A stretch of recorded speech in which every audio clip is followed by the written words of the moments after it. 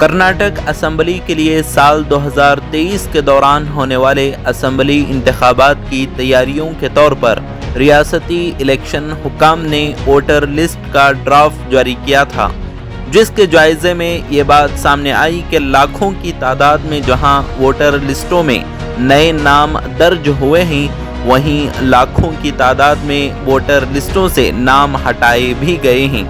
इसी गैर कानूनी कार्रवाई के खिलाफ एसडीपीआई कर्नाटका की जानिब से कल 22 नवंबर मंगल के रोज चीफ इलेक्शन कमीशन को मेमोरेंडम दिया गया, जिसमें ये वाज़ेह किया गया कि बीबीएमपी और हुकूमत के चंद आला हुकाम की मिली भगत से शहर भर की वोटर लिस्ट में बड़े पैमाने पर छेड़छाड़ करने की कोशिश की गई है। आज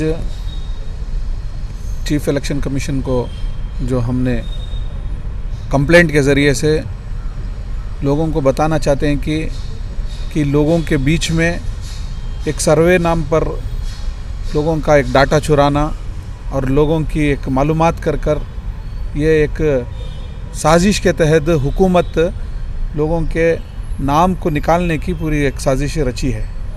इसके अंदर फंडिंग का अगर देखेंगे तो साबिक एमएलए नंदिश रेड्डी का नाम आ रहा है। ऐसे ही लेटर पैड्स जो उनको ऑर्डर्स दिए हैं, इसमें अश्वत्थ नारायण का नाम आ रहा है, एमएलए अश्वत्थ नारायण का।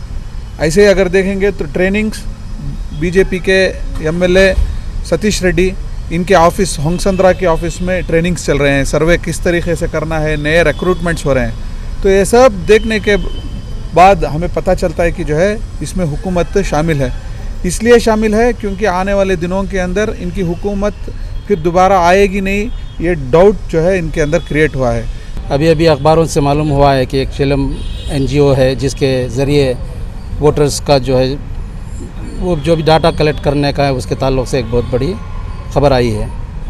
इसमें जब हम तहक़ीक़ कर देखा गया तो पता चला कि एक बहुत बड़ी साजिश है जो इस मौजूदा सरकार अपने को फिर काबिज़ करने के लिए हर हथकंडे अपना रही है, जिसमें वोटर्स हैं। आपको मालूम है कि इलेक्शन में लोकतंत्र है जो वोटिंग के बुनियाद पर ही होता है। तो जहाँ जहाँ भी आबादी है जो उनके मुआफ़िक नहीं है, जो उनके मुखालिफ है, उसकी इन्होंने निशानदाही करने के लिए एक मंसूबा बनाया, एक एनजीओ को एक कॉन्ट्रैक्ट दिया डाटा कलेक्ट करने का।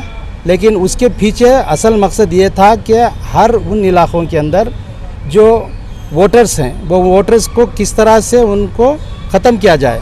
ये साजिश में ये निकल कर आया है कि तकरीबन 6.5 लाख वोटर्स के नाम वोटर लिस्ट से गायब कर दिए गए हैं।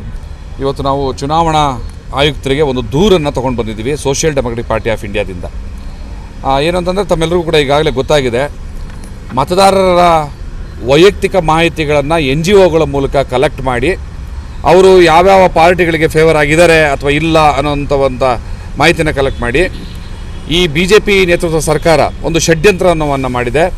ಯಾರು ತಮಗೆ ಅನುಕೂಲಕರವಾದಂತಹ ಮತದಾರರ ಅಲ್ಲ ಅಂಥವ್ರನ್ನ ಪತ್ತೆ ಹಚ್ಚುವಂಥದ್ದು, ಅವರ ಹೆಸರುಗಳನ್ನು ಮತದಾರ ಪಟ್ಟಿಯಿಂದ ಡಿಲೀಟ್ ಮಾಡುವಂತಹ ಒಂದು ಕ್ರಿಮಿನಲ್ ಅಪರಾಧವನ್ನು ಈ ರಾಜ್ಯ ಸರ್ಕಾರ ಮಾಡಿದೆ।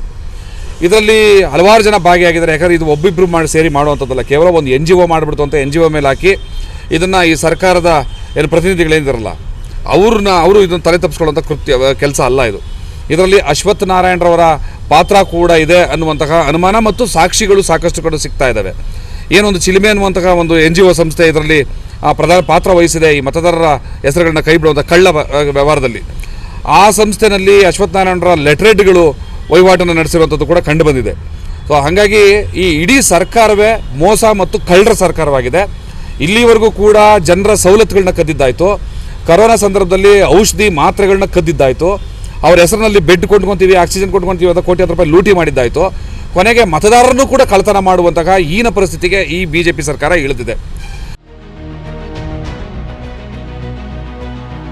इस दौरान वोटरों के डाटा को खुलेआम चुराने के इल्जामात में घिरे NGO के खिलाफ पुलिस ने भी जांच तेज कर दी है। शहर के 2 पुलिस थानों में 2 अलग अलग FIR दर्ज किए गए हैं। शहर की सेंट्रल क्राइम ब्रांच CCB के अफसरों की एक टीम ने जिसमें तकनीकी माहिरीन भी शामिल हैं। मल्लेश्वरम में मौजूद इस एनजीओ के ऑफिस की तलाशी ली।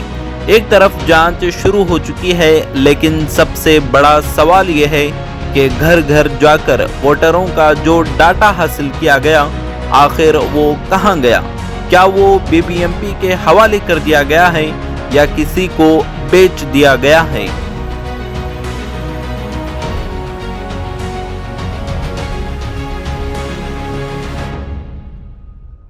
अगर आपने चैनल को सब्सक्राइब नहीं किया है तो जरूर सब्सक्राइब करें, बेल आइकन भी प्रेस करें ताकि खबरें आप तक बर वक्त पहुंच सकें। मजीद अपडेट्स के लिए आप व्हाट्सएप ग्रुप भी ज्वाइन कर सकते हैं, लिंक डिस्क्रिप्शन में मौजूद है।